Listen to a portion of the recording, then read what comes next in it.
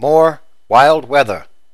A wintertime onslaught of snow, rain, and bitter wind continued to wreak havoc into New Year's Eve day, pounding westerly states and causing a 100-car pileup in North Dakota. Severe winds and heavy snowfall blanketed Minnesota and the Dakotas, snarling traffic and closing roads. The pileup, which closed Interstate 94 near Fargo, happened after two semi-trucks jackknifed Thursday night. Visibility and road conditions were so bad, the Highway Patrol was rescuing drivers by foot and snowmobile, according to KVLY-TV. 3 people were brought to the hospital, the Grand Forks Herald reported. Further west, Denver faced its heaviest snows of the season early Friday, while parts of Wyoming and New Mexico bundled up against stormy weather and frigid temperatures. Even Phoenix braced for a sub-freezing Friday morning, which is extremely rare there. On Thursday, the storm dumped a snowy mix of precipitation on the edges of the desert city. Officials closed the road into Yosemite National Park in California after a rock the size of a dump truck tumbled onto the road, and strong winds created snow dunes on rooftops, front yards, and streets across mountainous areas of Arizona. Snow and ice forced an hours-long closure of the 2 major thoroughfares in northern Arizona, stranding motorists south of Flagstaff and the Grand Canyon. Major highways were also shut down in parts of Colorado, New Mexico, Wyoming, Montana, and Nevada. Forecasters were predicting more of the same in eastern parts of Wyoming and New Mexico, and snow could fall at a rate close to an inch an hour in Denver, which usually has around 25 inches of snow by the new year, but had just 1.5 inches. United Airlines, the dominant carrier at Denver International Airport, canceled 32 United and United Express flights from Denver on Thursday.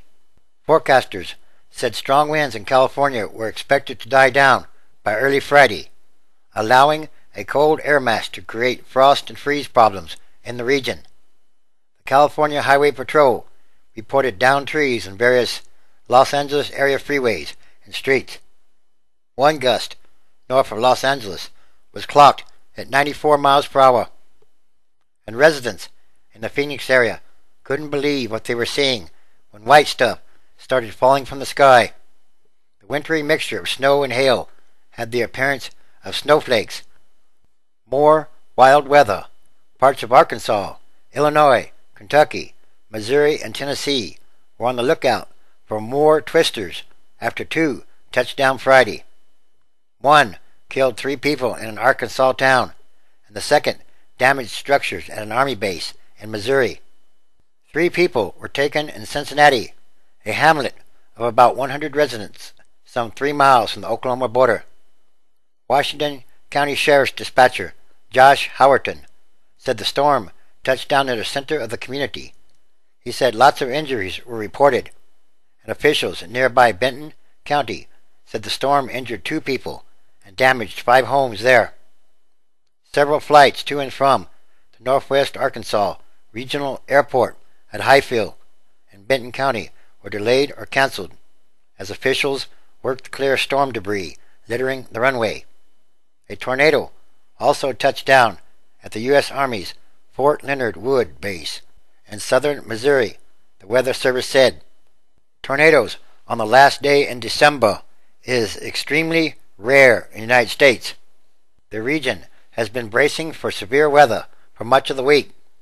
Gulf moisture, riding southerly winds, pushed temperatures into the upper 60s and 70s on Thursday, ahead of a cold front expected to drop temperatures into the teens by Saturday morning.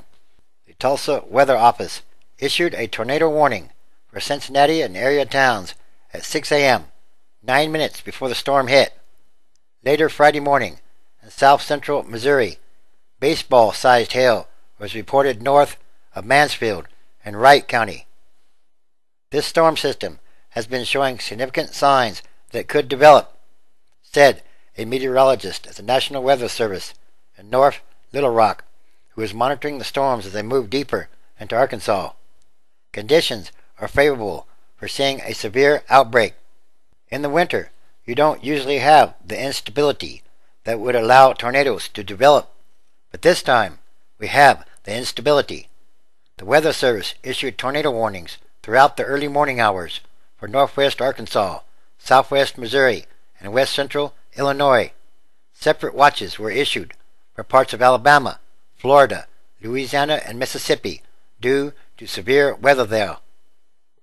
The system that produced the tornadoes earlier Friday is moving northeast into Missouri and is maintaining its strength, which is highly unusual.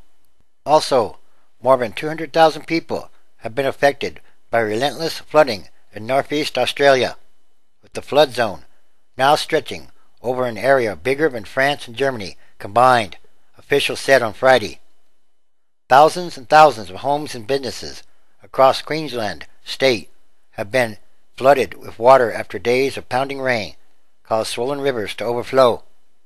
The entire population of 2 towns was forced to evacuate as water swamped their communities, cutting off roads and devastating crops. Heavy rains and flooding in northeast Australia is common during the southern hemisphere summer, but the scope of the damage from the recent downpours is extremely unusual, said the Queensland State Premier, Anna Bligh. This is, without a doubt, a tragedy on an unprecedented scale, Bligh told Australian Broadcasting Corporation. We now have 22 towns or cities that are either substantially flooded or isolated because the roads have been cut off to them. That represents some 200,000 people, spanning an area that's bigger than the size of France and Germany combined. Thousands of people have been evacuated from their homes this week. In the central Queensland town of Emerald, around 1,000 people were evacuated in the last 24 hours. The town was facing the prospect of food shortages, power outages, and sewage-contaminated floodwaters, said the county mayor. 3 evacuation centers have been set up to help displaced residents. Weather across most of the state was drier on Friday, but river levels were still rising in some areas as high waters worked their way toward the ocean. Bligh warned that drenched communities could be stuck under water for more than a week, and cleanup efforts were expected to cost billions of dollars. Rockhampton, a city near Queensland's coast, was bracing for a deluge of river water heading its way. Roads and railway lines were expected to be cut off by Saturday, and the city's airport planned to shut down over the weekend. Queensland launched a disaster relief fund for flood victims with $1 million Australian dollars in state money. The Prime Minister pledged to match that amount with federal funds. And again, more wild weather, or weather gone wild, is happening all around the world, increasing in frequency. And these are all more signs of the times. The end times, transition days, which is a continuing day-by-day process. Yes, everything is connected, and everything is numbered.